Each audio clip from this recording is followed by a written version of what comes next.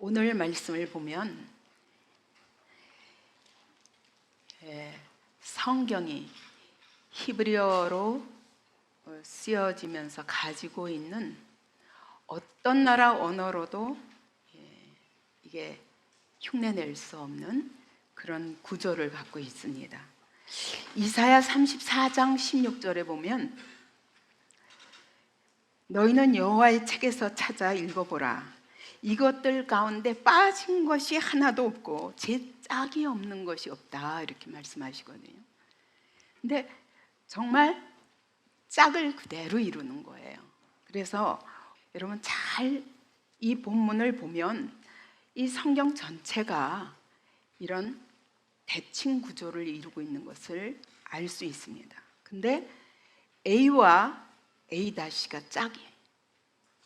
B와 B-가 짝이고 C와 C-, D와 D-, E와 E-, 그리고 맨 핵심에 여호와께서 강림하셨더라.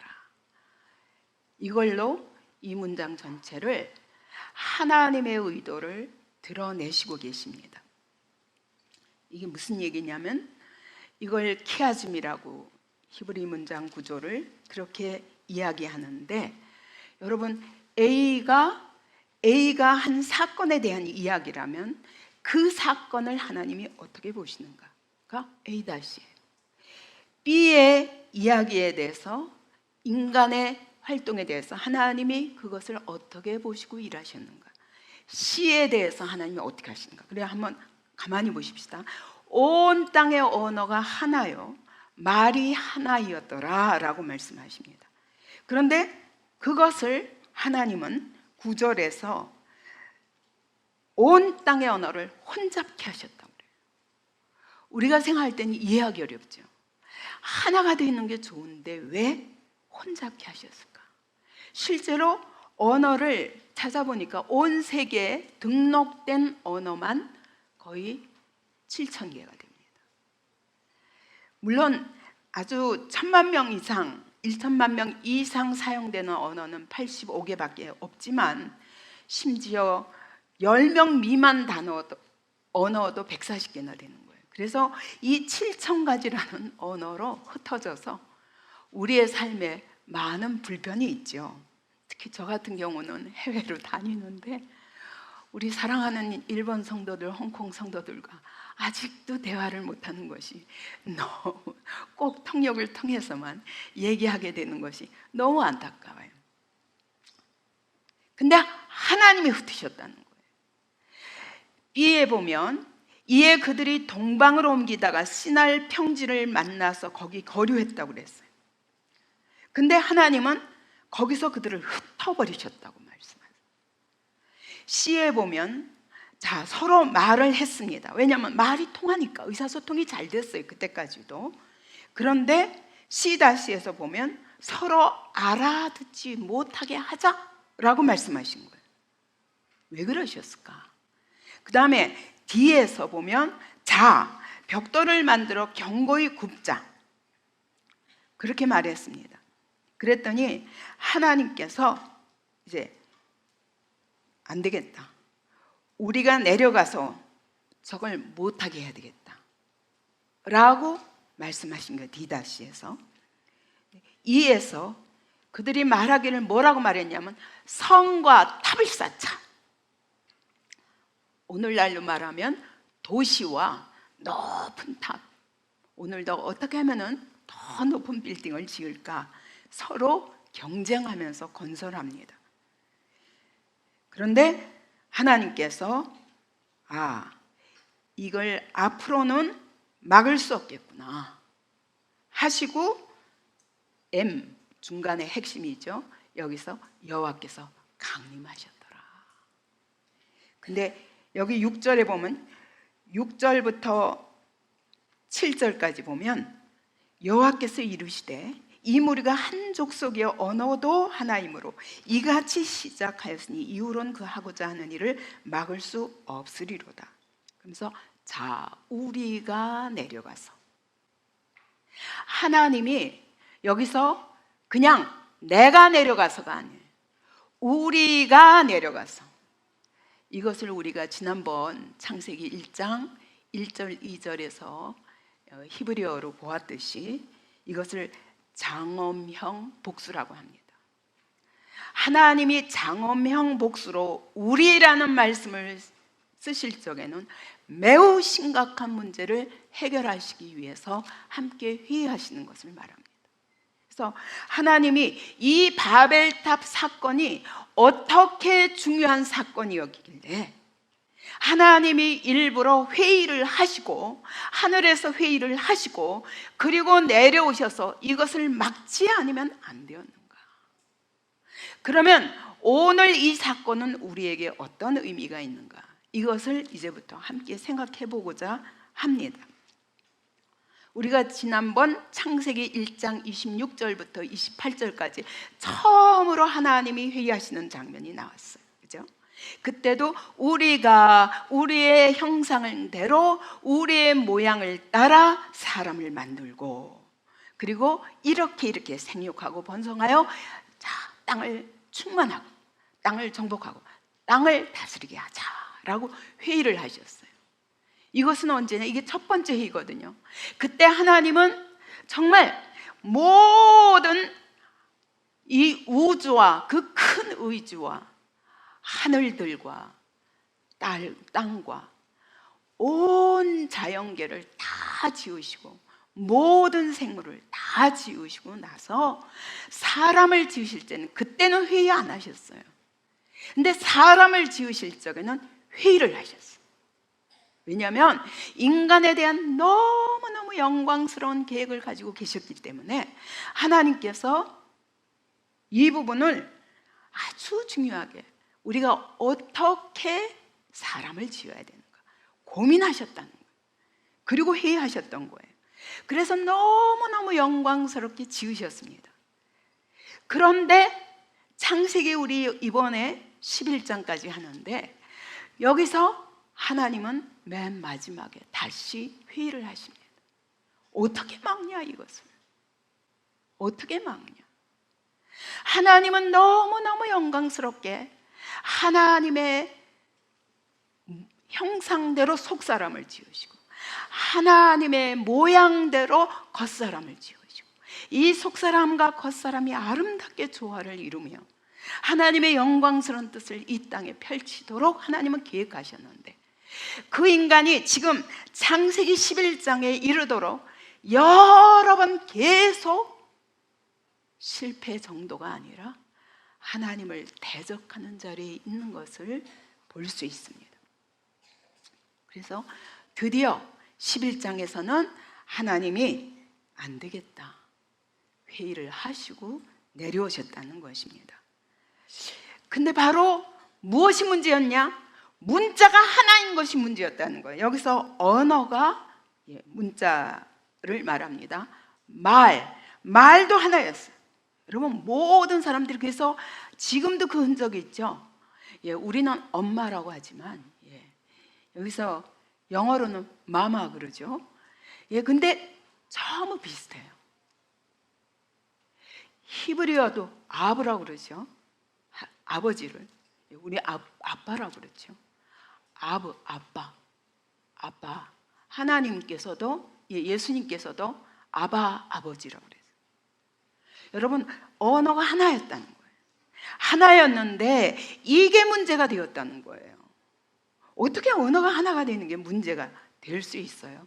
이 문제로 인하여 하나님이 이 땅에 내려오시지 않으면 안 될 만큼 심각한 문제를 일으켰다는 거예요. 그러면 어떤 사고가 났는가? 그게 바로 2에서 그들이 말한 것이 뭐였냐면 성읍과 탑을 건설하여 이게 문제가 됐다는 거예요. 그들이 쭉 아라랏산에 정착했잖아요. 그리고 나서 전부 동쪽으로 또 남쪽으로 계속 내려오고 있었습니다.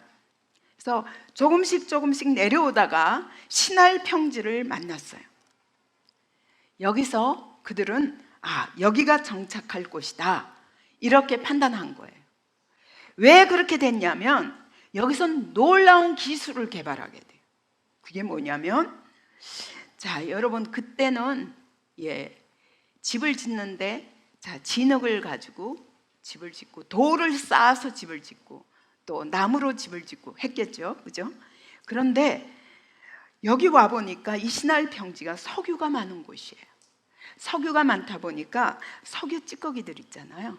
예, 그 아스팔트, 그 구덩이가 많았던 거예요. 근데 이 아스팔트가 상온에서 이게 굳어 있는 거죠. 그러니까 요거를 잘 하면 진흙보다 더 단단해. 진흙보다 더 단단해서 벽돌을 구울 수 있게 된 거예요.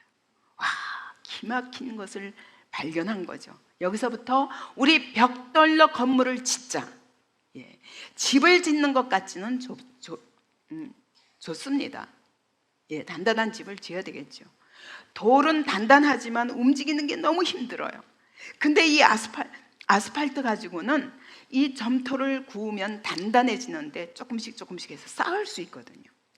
근데다가 이 역청이 딱 이 아스팔트 역청이 이게 이 벽돌과 벽돌 사이를 잘 이어붙여서 얼마든지 높이 쌓을 수 있게 된 거예요. 굉장한 걸 발견했구나 우리가. 그래서 이들이 여기서 이제 계획을 하기 시작합니다.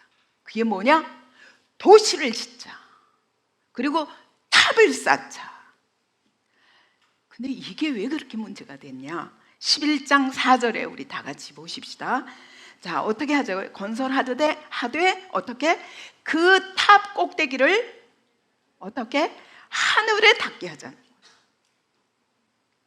여러분, 아무리 닿으면 하늘에 닿겠습니까? 오늘날 100 몇십 층짜리를 짓는다 할지라도 하늘에 닿을 수는 없어요. 근데 요 100 몇십 층 짓고 우리가 얼마나 인간에 대해서 자랑에 휩싸이게 됩니다. 그 당시에는요, 기껏해야 4, 5층.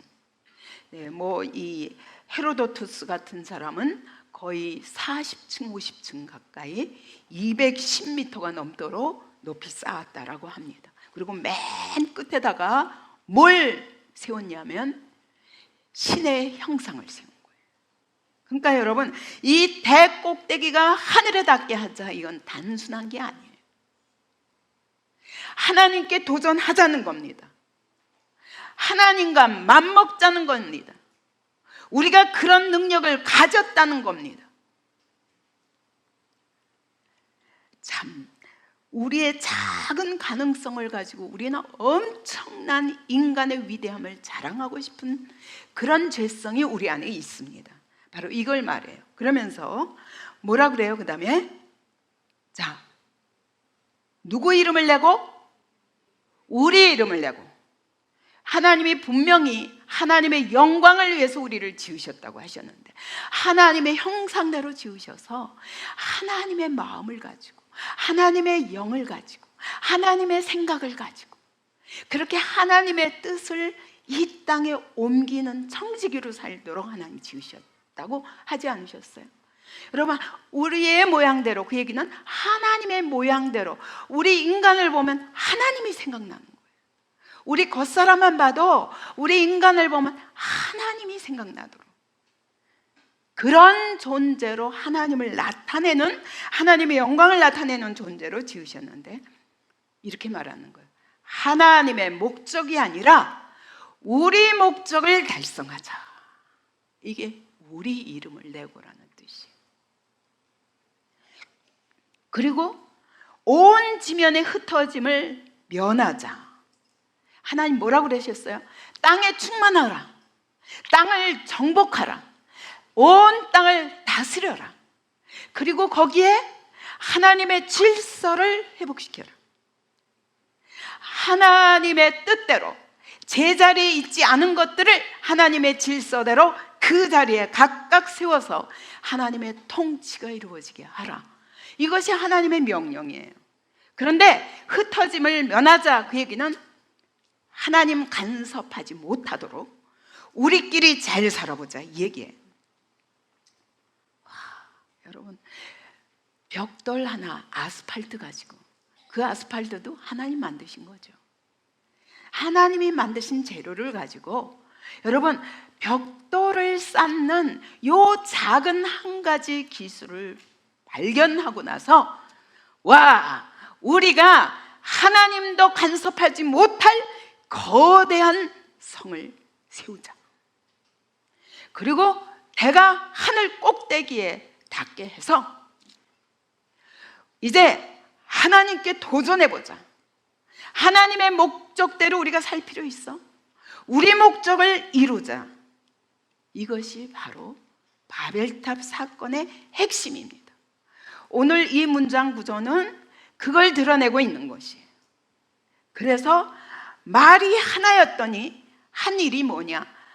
그 말의 언어 소통을 가지고 함께 힘을 합하게 되는 거예요. 자, 우리 흩어짐을 면하자. 하나님의 모든 목적을 다 무산시키면서 우리의 목적 달성을 위해서 우리 연합하자. 하나님이 우리를 간섭하지 못하도록 우리끼리 잘 살아보자. 여러분, 이것이 한마디로 오늘날 인본주의입니다. 우리 삶의 영역에서 하나님을 몰아내는 것입니다. 하나님이 필요 없다. 우리끼리 잘 살 수 있다. 인간 속에 있는 이 위대함을 찬양하자. 우리가 어디까지 할 수 있는가? 온 땅에 정말 우리의 능력과 우리의 실력과 우리의 영광을 드러내자. 인간이 얼마나 위대할 수 있는가를 나타내보자. 이게 바로 인본주의입니다. 여러분, 우리가 창세기 3장에서 죄가 들어오는 통로에 대해서 얘기했죠. 그때 마귀가 예수님께도 시험했죠. 마지막 시험이 뭐예요? 온 천하 만국의 영광을 보여주며 네가 내게 절하면 이 모든 것을 네게 주리라 라고 했던 것처럼, 여러분, 오늘도 우리는 계속 이 도전을 사단에게 받고 있는 것입니다. 자, 이 모든 영광 우리의 것이다. 하나님께 절하지 말고 내게 절해. 그러면 내가 온 땅을 멋있게 만들어줄게. 여러분, 기억나십니까? 우리 18세기 때 산업혁명으로 말미암아 여러분, 엄청난 인류의 역사에 대해서 희망을 갖게 되었습니다. 이 땅에 유토피아를 건설할 수 있다. 우리가 만들어낸 과학과 문명으로, 우리가 만들어낸 경제혁명으로, 이 산업혁명으로 온 땅에 잘 살아보자. 이 땅의 유토피아를 건설할 수 있다 주장했습니다. 언제까지? 한 세기도 못 갔어요. 그리고 19세기 때 두 차례의 전쟁을 통해서 인간이 만들어내고 개발해낸 과학과 문명이 어떻게 온 인류를 무섭게 살인하고 잔인한 살인도구로 쓸 수 있는가를 보면서 모든 사람들이 경악했습니다.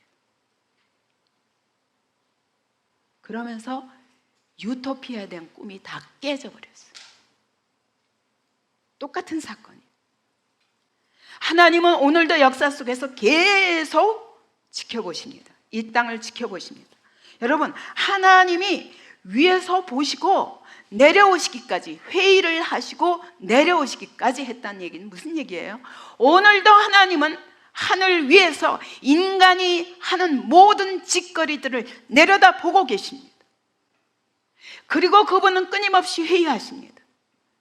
여호와의 회의에 대해서 제가 5가지가 있다고 그랬죠. 크게. 성경에서 그것 말고도 여러분, 바벨탑 쌓을 때 내려오셨고, 그 다음에 어떨 때?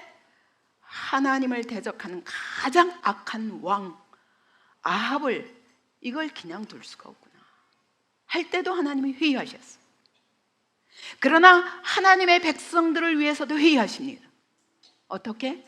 욥이 고난당할 때 하나님이 2번이나 천상회의를 여시면서 욥이 그 가운데서 승리할 수 있도록 보호하시고 울타리를 치시는 장면이 나옵니다. 어쨌든 하나님은 이와 같이 인간의 모든 이 땅에서 이루어지는 삶에 대해서 무관하신 하나님이 아닙니다. 오늘도 살아계셔서 불꽃 같은 눈으로 지켜보시며 아버지의 목적, 하나님이 원래 계획하신 그 목적에서 빗나간 모든 인생들에 대해서 하나님이 그냥 내버려 두시고 방관하시는 하나님이 아닙니다. 회의를 하시고 내려오셔서 반드시 해결하시는 하나님. 인간이 하나님 없이 너무도 쉽게 하나가 될 수 있는 걸 볼 수 있지 않습니다. 지금 우리가 창세기 2장까지 하나님이 얼마나 영광스럽게 인간을 지으셨는데 3장에서부터 11장까지 끊임없이 하나님을 대적하고, 그죠?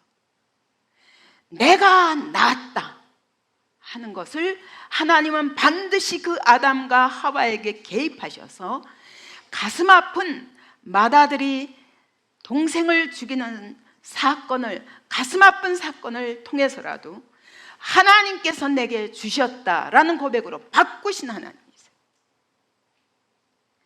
아무리 온 죄악으로 온 땅을 관영하게 해서 하나님은 하나님의 사람들로 가득 채우라 했는데, 사람의 딸들의 아름다움을 보고 하나님의 아들들까지 타락해서 온 땅을 죄악으로 덮을 때 하나님 방관하시는 하나님이 아니에요.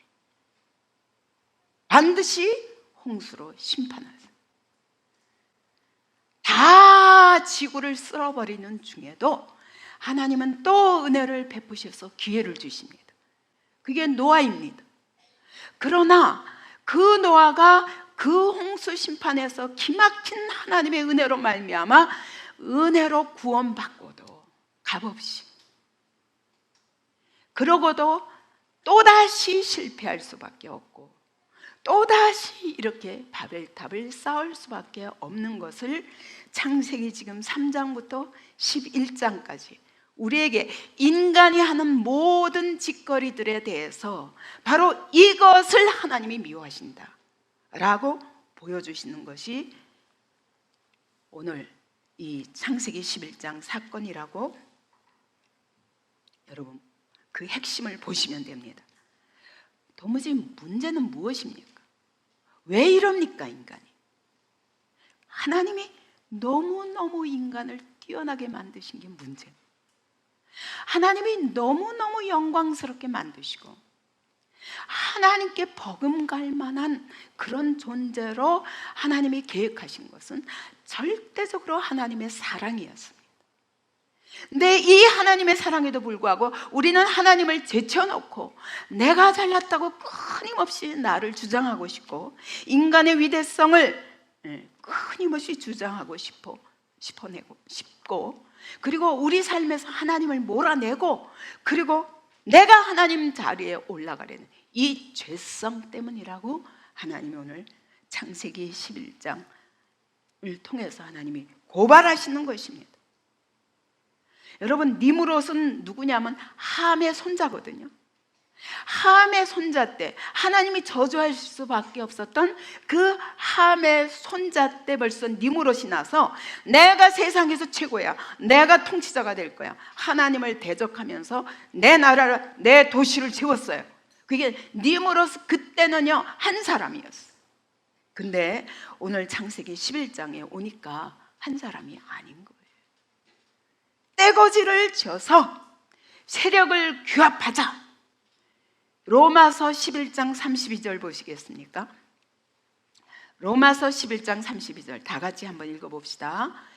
그들이 같은 일을 행하는 자는 사형에 해당한다고 하나님께서 정하심을 알고도 자기들만 행할 뿐 아니라 또한 그런 일을 행하는 자들을 옳다 하느니라.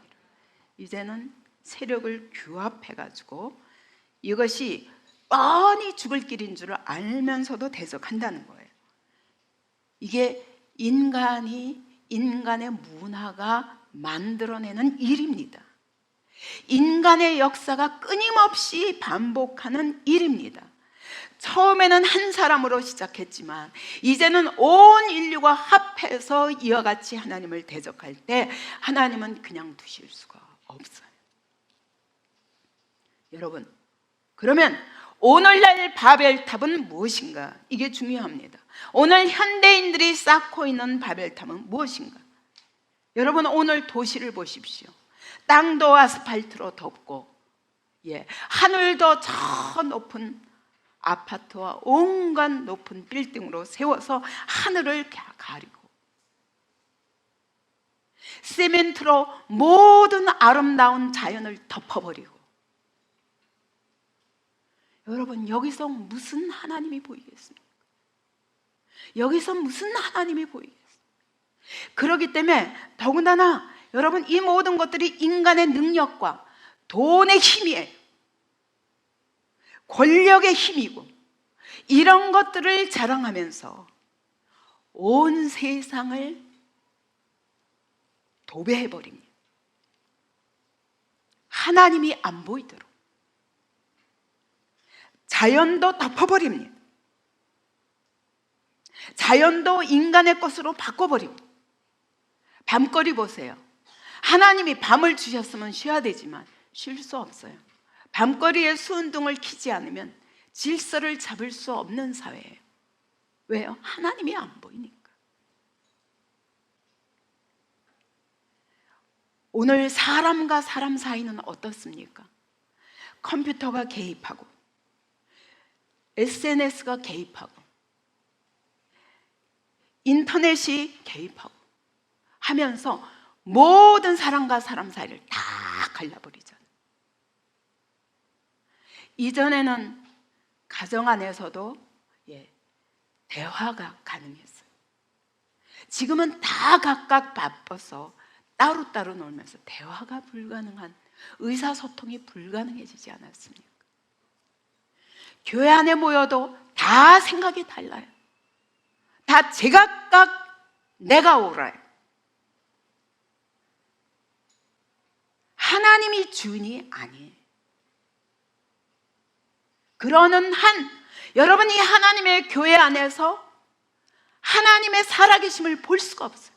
인간으로 도배해놓고, 인본주의로 도배해놓고 하나님을 다 가려서 덮어버리는 것입니다. 그 하나님의 위대성을 느낄 만한 공간이 안 보입니다.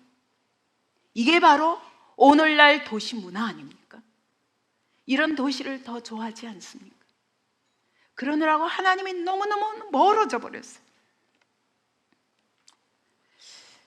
이 바벨탑 안에 갇혀서 그 크신 하나님을 덮어버리겠다고 하지만, 여러분 그렇게 이 조그만 바벨탑으로 쌓아서 하나님을 가리기에는 하나님은 너무너무 크신 하나님이신 것입니다. 하나님은 이런 인간에 대해서 심판하시지 않고 회의를 하십니다. 어떻게 하면 좋을까? 어떻게 해결할까? 왜요?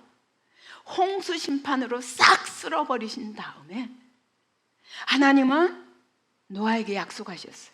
무지개를 주시면서 내가 너와 언약을 맺으리니 다시는 자연의 질서를 무너뜨려서 이 지구를 심판하지는 않겠다 약속하셨어요.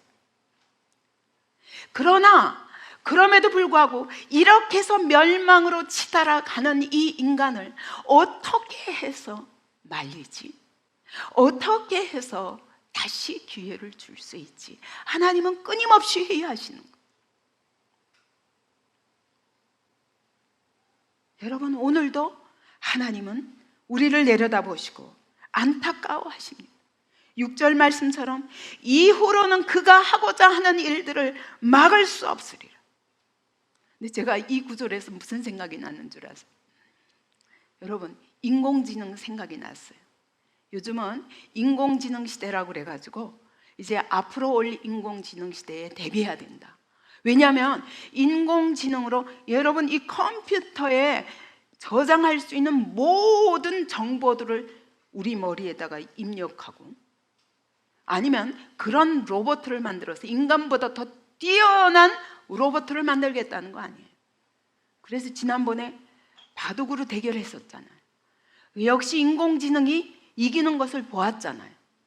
여러분 인공지능이 이긴다고 합시다.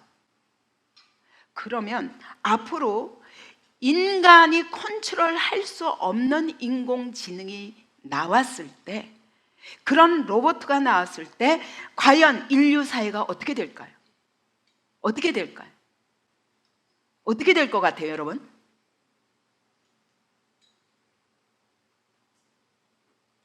무서운 시대가 오는 것입니다. 그때는 인간이 멸망할 수밖에 없어요. 만약 인공지능에다가 자아를 집어넣는다고 해봅시다. 어떻게 될까요? 인간의 컨트롤과 상관없이 자기 자아를 가지고 우리보다 더 뛰어난 많은 정보들을 가지고, 오늘날도 뭘 조사하려고 그러면 여러분, 내 혼자 생각하는 것보다, 책 읽는 것보다 뭐가 빨라요? 인터넷 한번 치면 다 나오잖아요. 여러분, 근데 나보다 더 뛰어난 그런 지능의 인간이 나와가지고, 여러분, 나를 대신한다면 인간이 다 필요 없는 시대가 될 것입니다. 그죠? 무서운 시대죠. 여러분, 그런데 하나님은 그렇게 만만하신 하나님이 아니에요. 우리가 하나님을 맘먹어서 하나님보다 더 뛰어난 인간이 되도록 짓지는 않으셨어요. 아니, 할 수조차 없어요. 우리는 피조물이고 그분은 창조주시니까. 그분의 그 크신 능력과 그것을 우리에게 계속 공급해 주실 때만 우리에게 뛰어난 재능이 있고 뛰어난 능력이 있는 것이지, 여러분, 하나님 없이 독립해가지고, 근데 인공지능은 얼마든지 그럴 수 있어요. 그때가 무서운 시대가 될 것입니다. 이와 같이 하나님이 우리가 마치 인공지능처럼, 인공지능이 인간을 대적하려고 하는 것처럼, 여러분, 우리가 하나님을 대적한다 그러면 하나님이 가만히 계시겠습니까? 지금 우리가 시도하는 이 모든 인본주의에 하나님 없이 쌓고 있는 모든 업적과 하나님 없이 만들고 있는 이 사회와 이 시대, 대재앙일 수 있습니다. 근데 계시록 보시겠습니까? 계시록 17장 13절 14절, 마지막 시대 그렇게 된다. 마지막 시대. 자, 그들이 한 뜻을 가지고 자기의 능력과 권세를 짐승에게 주더라. 이 그들이 누구냐면 열불 달린 왕이에요.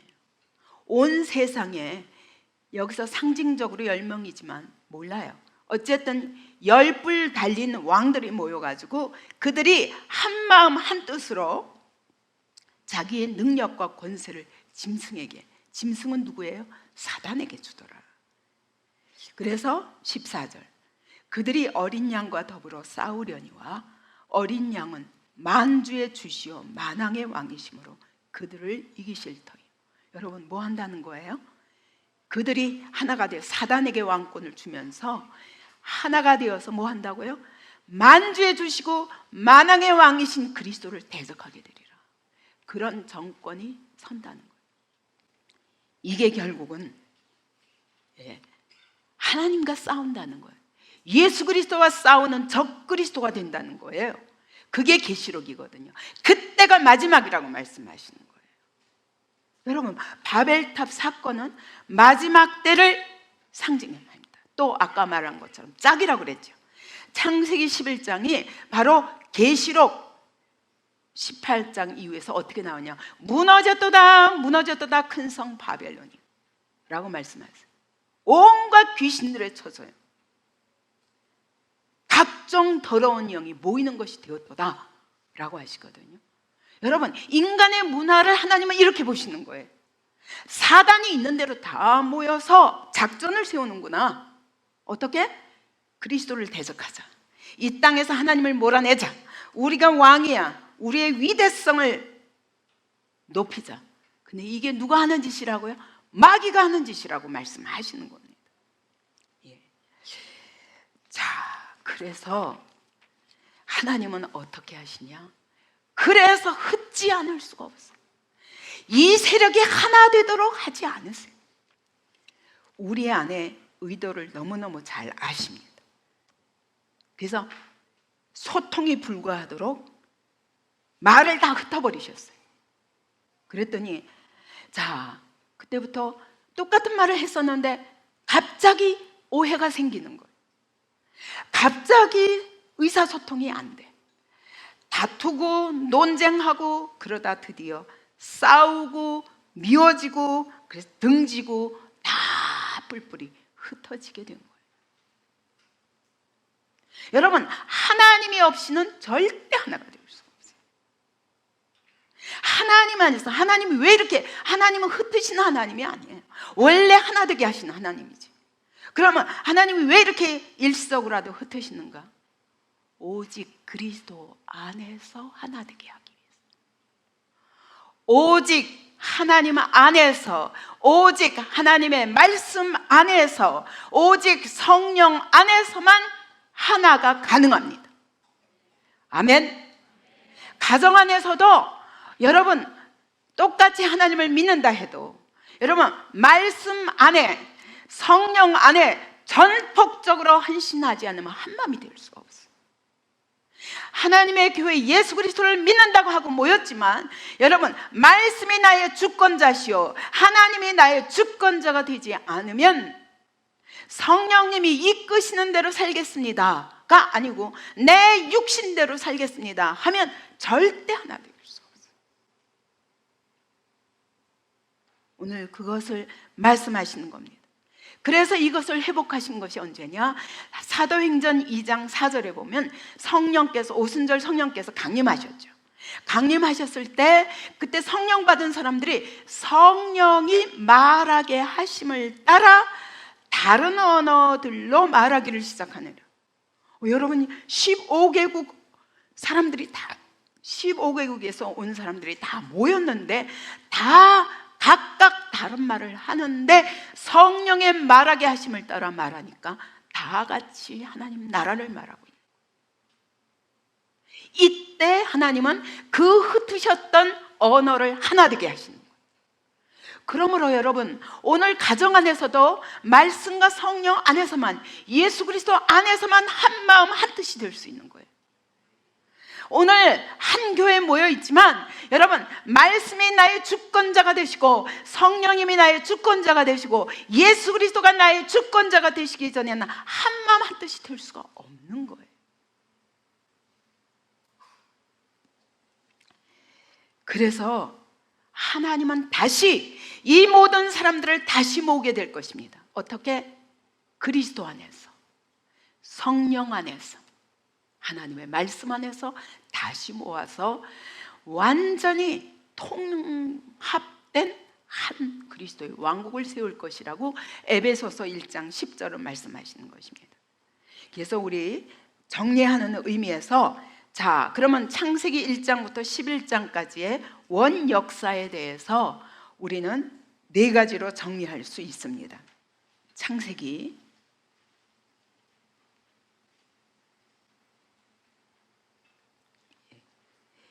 1장부터 3장까지 어떤 사건이 있었습니까? 어떤 사건이, 하나님의 주권에 도전하는 사건이 어떤 사건이 있었습니까? 예, 선악과 사건이 있었습니다.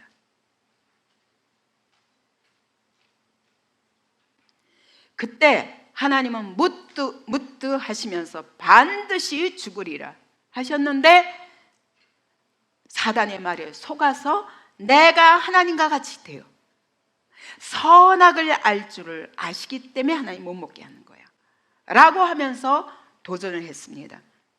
그래서 여러분 결국 죽을 수밖에 없는 심판을 받았습니다.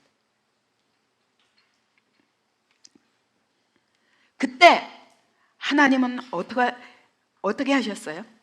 그러면 심판이 끝입니까? 다시 기회를 주셨어요. 그것이 뭐죠? 예, 가죽옷이죠.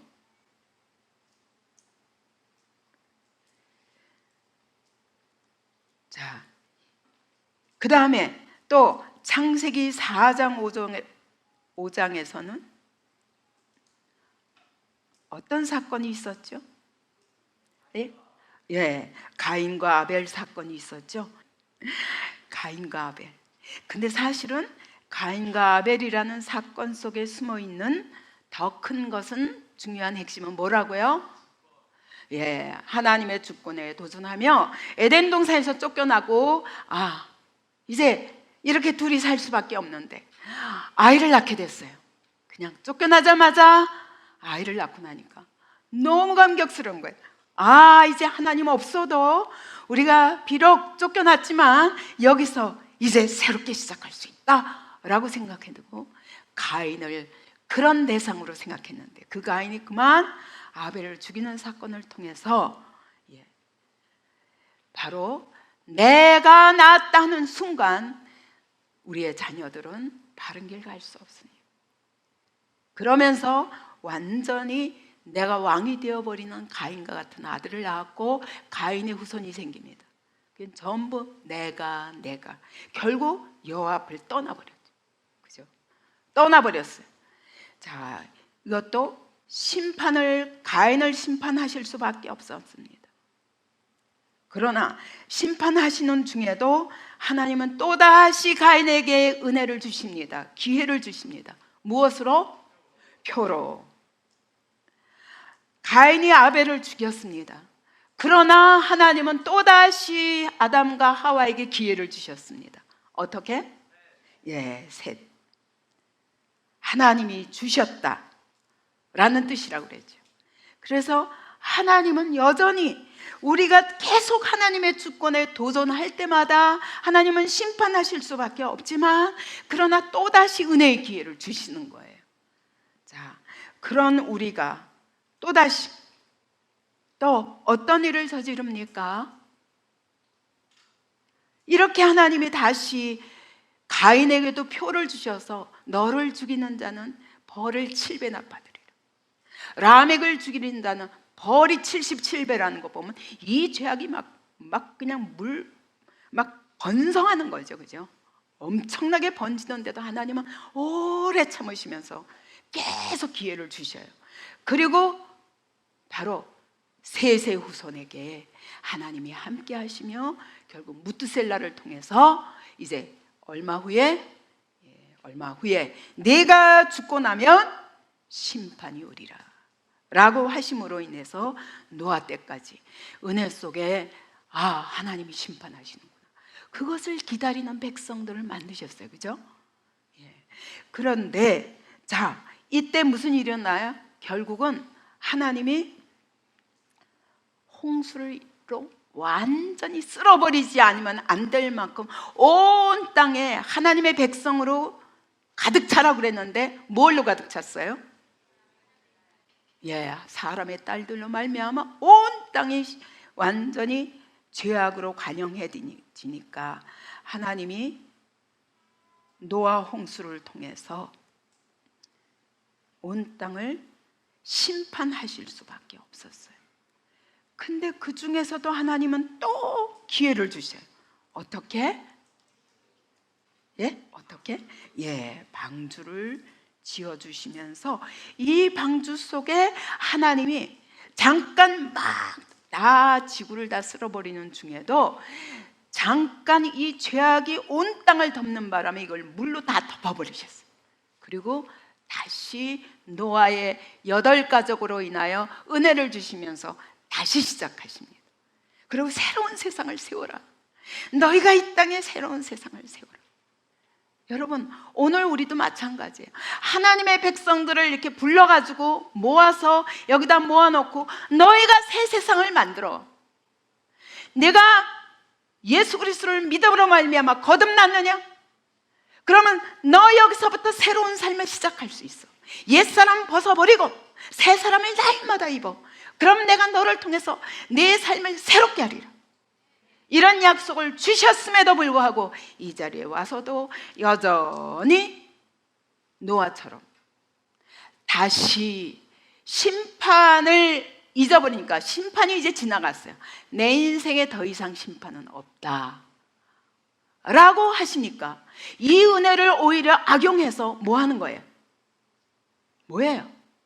포도주 마시고 다시 느슨해지니까 또다시 범죄하는 거죠. 그죠? 똑같아요. 오늘 우리도 여러분 성령으로, 물과 성령으로 거듭나게 하시고 이 자리에 불러 모으셨으면 여러분 이 자리에서 여러분이 노아처럼 실패하든지, 아니면 나는 내 사전에 다시는 옛사람으로 돌아가지 않을 거야, 날마다 새 사람을 입으며 내 삶을 의와 거룩으로 그렇게 전심을 다해서 하나님 앞에 달려나가면 여러분의 인생을 분명히 새롭게 하실 줄 믿습니다. 근데 그런 삶을 살기에는 오늘 이 세상이 다 덮고 있는 풍조가 있습니다. 그게 뭐예요?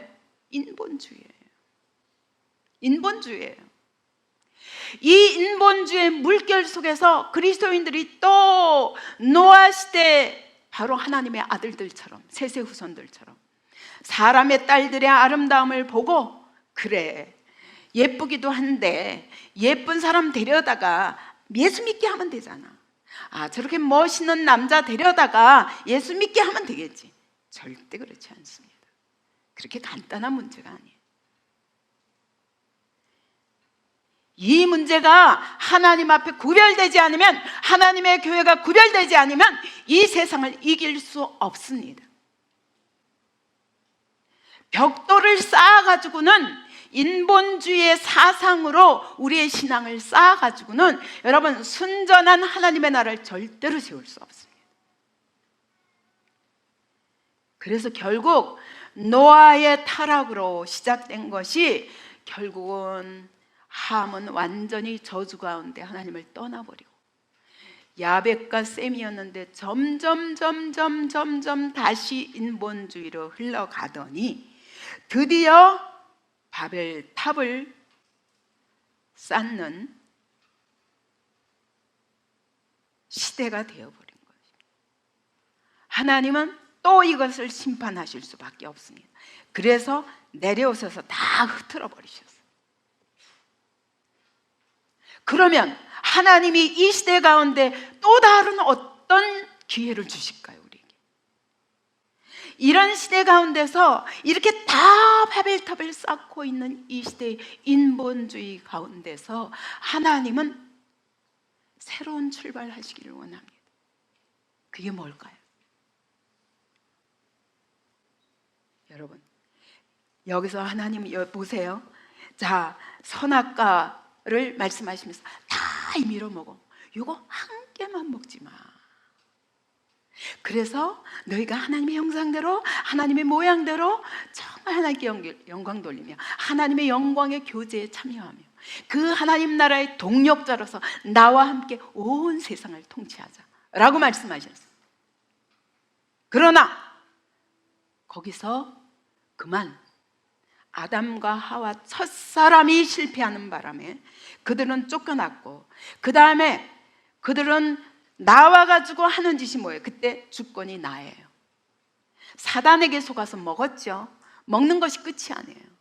그 다음에 쫓겨나서 하나님의 임재를 떠나서 나와서 하는 일이 뭐예요? 주권이 나에게 있는 거예요. 내가 낳았다, 내가 할 것이다.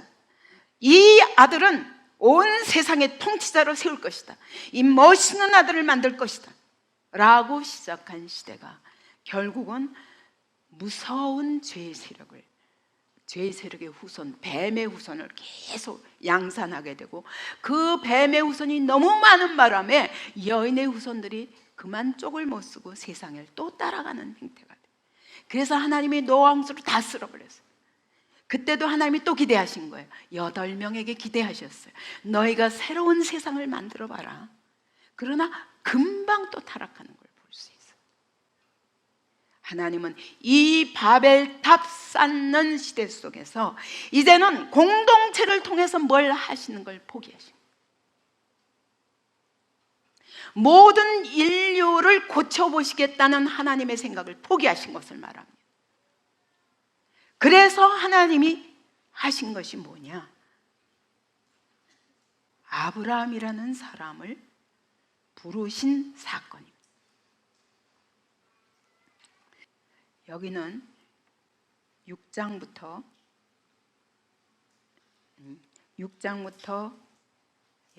9장까지 있죠. 그리고 여기 10장부터 11장까지. 자, 지금 차례차례 어떻게 점점 타락하는가, 하나님이 그 속에서 마지막 내린 결론은 이거예요. 이 모든 것이 다 무엇입니까? 이 모든 것이 다 인본주의. 하나님을 우리 삶에서 몰아내고, 그리고 우리가 주인이 되자. 우리가 우리의 목적을 위하여 우리의 이름을 내고 흩어짐을 면하고 하나가 되어서 이 땅에서 하나님을 몰아내고 우리가 왕노릇하자라는 게 결국 인본주의인 거예요. 하나님은 이 속에서 아브라함이라는 한 사람에게 소망을 걸고, 이제까지 인류 전체였다면 이제는 한 개인을 불러서 이 개인을 통해서 하나님이 하나님 나라 역사를 거시고 하나님 나라 소망을 거시고 이 한 사람에게 개별적으로 개입하시는 거예요.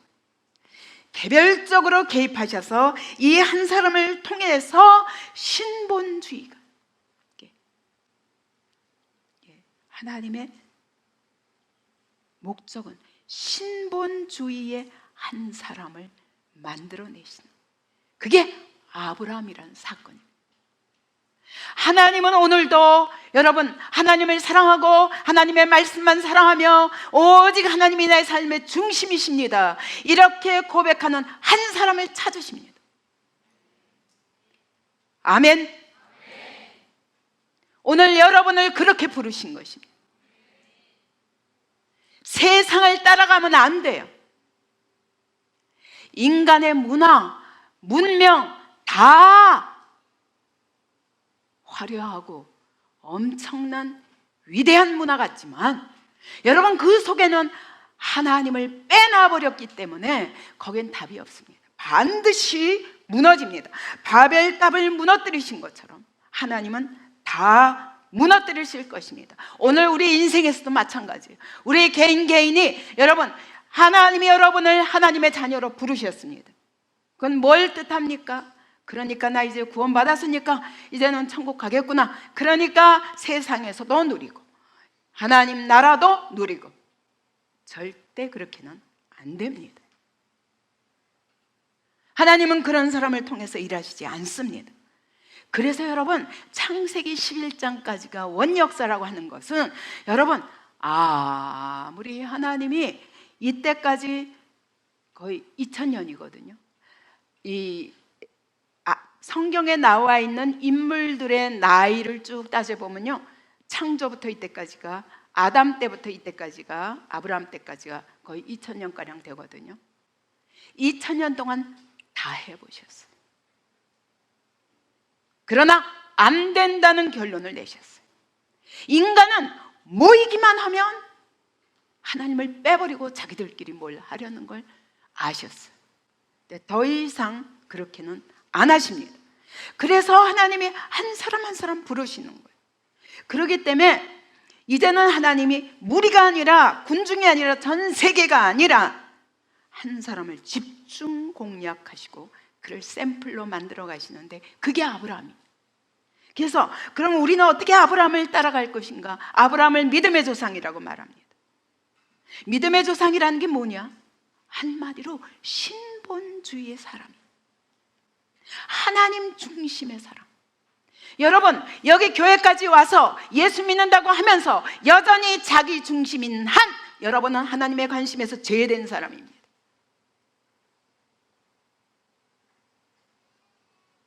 내 모든 삶의 중심이 하나님이 되기를 원하십니다. 그때 하나님이 우리 생애를 통해서 놀라운 일을 하실 것입니다. 우리 안에 하나님의 형상을 회복시키실 것입니다. 우리의 모든 발걸음을 통해서 하나님의 뜻을 이루실 것입니다. 거기가 하나님의 나라가 되게 하실 것입니다. 이것이 하나님의 약속이에요. 여러분 이번에 이 창세기 11장까지의 결론이 이것이 되기를 바랍니다. 그러면 이렇게 시작하신 이 아브라함이 특별한 사람이었습니까? 어때요? 특별한 사람이었습니까? 능력 있는 사람이요, 지혜로운 사람이요, 변함없이 하나님께 신실한 사람이었습니까? 어때요? 어때요? 실수해요, 안 해요? 세상에, 아내를 팔아먹다니. 그것도 아내 사라가 임신 중일 때도 그랬어요. 그러니까 오죽하면 그냥 바로 화가 나가지고 몰랐잖아요. 네가 누이라고 그래서 그렇지 어떻게 하나님의 사람이 그럴 수 있냐. 그런데 하나님은 아브라함을 한 번도 책망을 안 하세요. 여러분, 아브라함을 책망하셨습니까? 그럼 어떻게 하셨어요?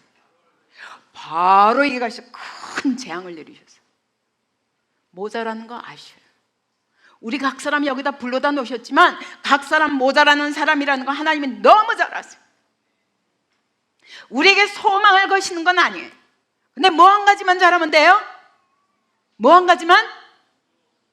순종. 지금 말씀하옵소서. 주의 종이 듣겠나이다.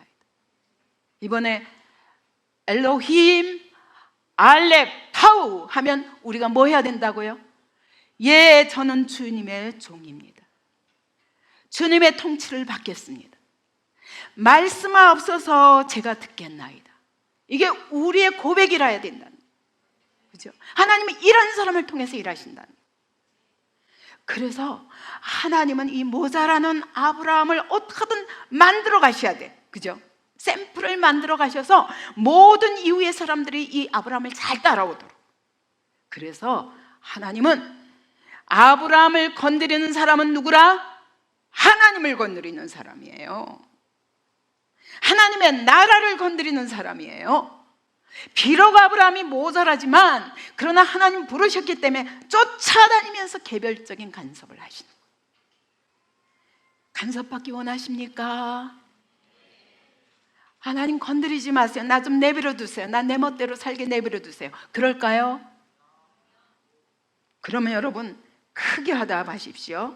순종하겠습니까? 네. 하나님 중심으로 살겠습니까?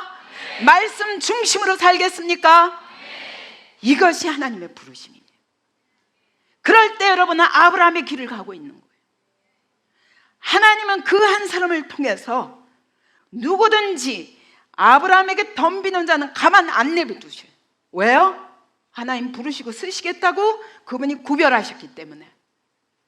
아브라함은 그래서 가다가 완전히 바로한테 아내 뺏겼다 했는데 하나님이 도로 주실 뿐만 아니라 물질도 주셔서 부자가 되어서 가는 거예요. 도로 자기 땅에.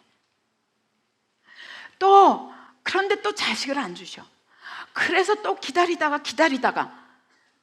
그러다가 드디어 시험에 들었어요. 왜요? 사라가 항상 보면 여자들이 꼬셔요. 이래서 여자들이 남편의 다스림을 받게 하신 거예요. 그래서 하나님이 아무래도 나는 안 되겠으니까 이제 나이 90이 넘었는데 아이를 낳겠습니까? 그러니까 하갈을 택하세요. 하갈에게서 난 이스마엘 때문에 이제까지 이스라엘이 고생하잖아요. 그죠? 하나님은 여러분 개입하셔서 만들어 가시는 거예요. 그래서 아브라함을 만들어 가실 때 몇 년 걸렸었어요? 자, 75세에 부르셔서 25년 동안 기다린 다음에 100세의 아들을 주셨고 또 그 100세 아들이 한 15살쯤 된 다음에 그 다음에 그때서야 어떻게 했어요? 뭘 통해서 완전히 통과됐습니까? 이삭을 네 사랑하는 독자 이삭을 바치라.